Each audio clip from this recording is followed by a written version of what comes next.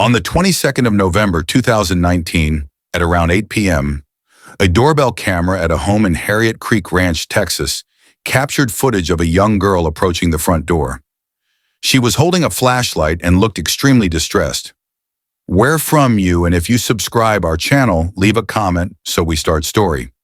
She also kept checking behind her, likely to see if someone was following her or not.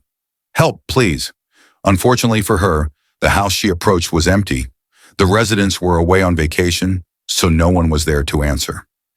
This made her even more panicked as she continued to beg for help. "Please help." By the time the homeowners noticed the footage, it was already too late.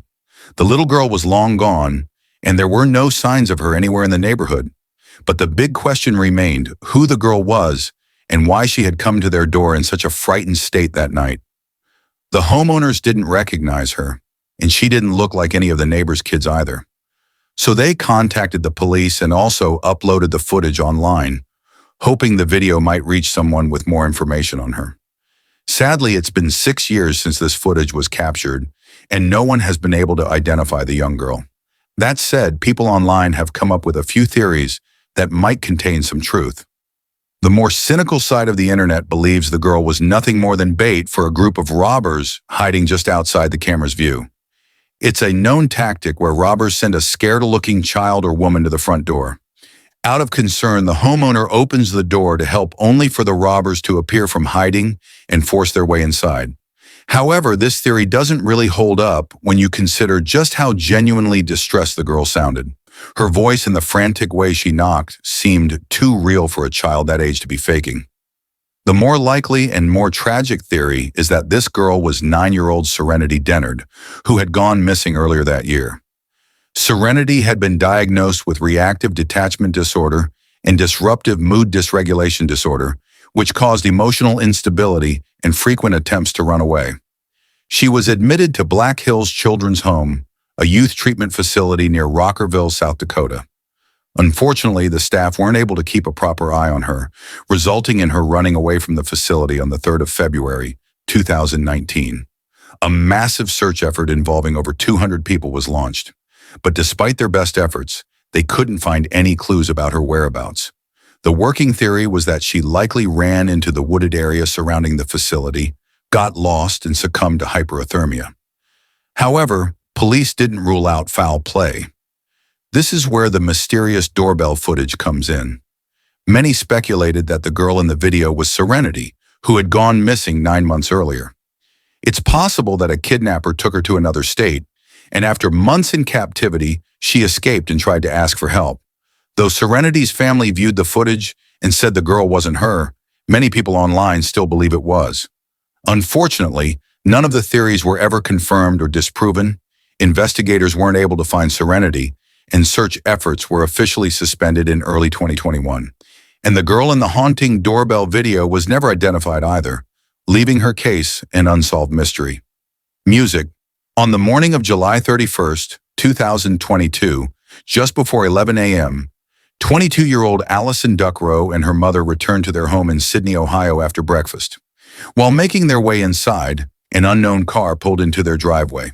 A second later, the driver approached the front door. 22-year-old James Rail, Allison's ex-boyfriend. The two had broken up over 18 months earlier and hadn't spoken since. The night before, he had sent her a creepy voice note saying he would visit her the next day. "Hi, Allie. It's James. I just wanted to reach out to you because I just wanted to see how you're doing and maybe hear from you if that would be over ideas. It's been a while since I've talked to you, and I don't know. Feel like it. I don't know what I feel. I do know that I do want to talk to you, though. I do. It'd be nice. We sweet.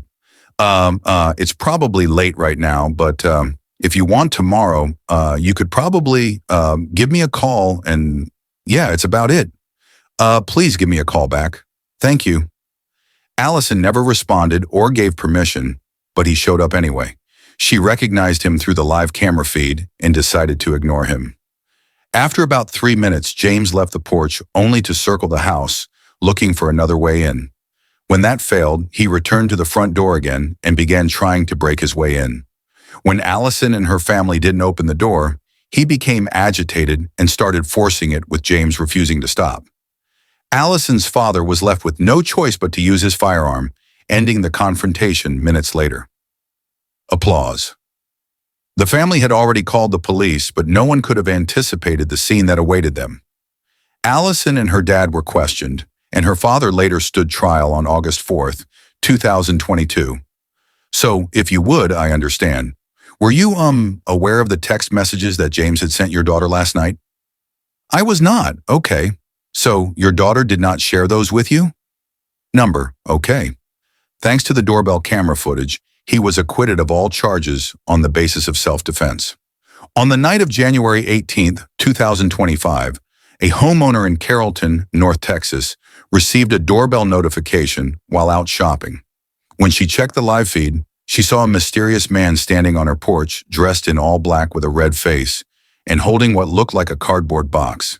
He moved closer, revealing that he was wearing a red satanic goat mask. He rang the doorbell and then walked away, leaving behind a sign with the words Revelation 20, verses 1 to 15. The verse references the binding of Satan, resurrection, judgment, and eternal torment, making the visit even more disturbing. The homeowner called the police, but since the man hadn't committed a crime, they couldn't do much. As she later said in an interview, I'm scared. I'm scared to leave the house. I'm scared to be at the house. The story was later dropped by the media, and no follow-up information was ever reported. On July 21st, 2023, two elderly women visited the home of their friend, 58-year-old Sharon Gordon, in Dudley, UK. They hadn't heard from her in days, and upon entering, they discovered her lying face down near the stairs covered in blood.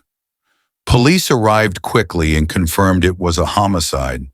Investigators then checked the doorbell footage, which showed the last visitor to Sharon's home, her contractor, Peter Norgrove. He initially claimed Sharon was alive when he left, but footage revealed him leaving with bloodstains on his trousers. Investigators also found the weapon he used in his shed, and he later confessed. Sharon had hired him to build an extension, but after 15 months of delays and poor work, she confronted him. Peter lost his temper and attacked her with a hammer. He later pleaded guilty and was sentenced to life in prison. On October 6, 2024, Kristen Paul was watching TV at her home in Fresno, California, waiting for her husband to return. Just after midnight, the doorbell rang. Assuming it was her husband, she opened the door only to find an unknown woman with a crazed look. Christine slammed the door shut, but the woman became enraged and began trying to force it open. When that failed, she tried breaking in through a nearby window. Christine called the police while arming herself for protection. Luckily, an officer arrived within minutes and de-escalated the situation. Hi. You look, why are you banging on the door? Because my friend, I went there. Despite her erratic behavior, the woman immediately calmed down when confronted by police and was taken into custody. Christine later said she was just thankful the officer wasn't a minute later. On August 12, 2025, the Wilson family was asleep in their home in Midlothian, Texas.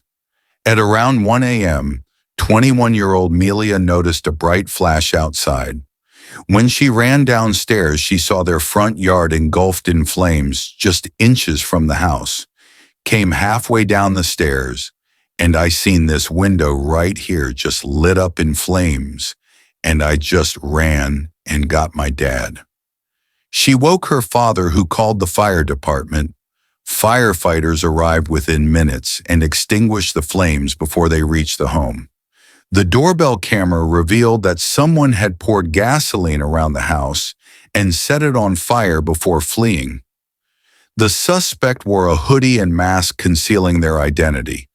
The homeowner, Darrell Wilson, believed the attack was retaliation for a lawsuit he had filed against a former employer. However, police had not caught the arsonist, leaving the family terrified the attacker might return.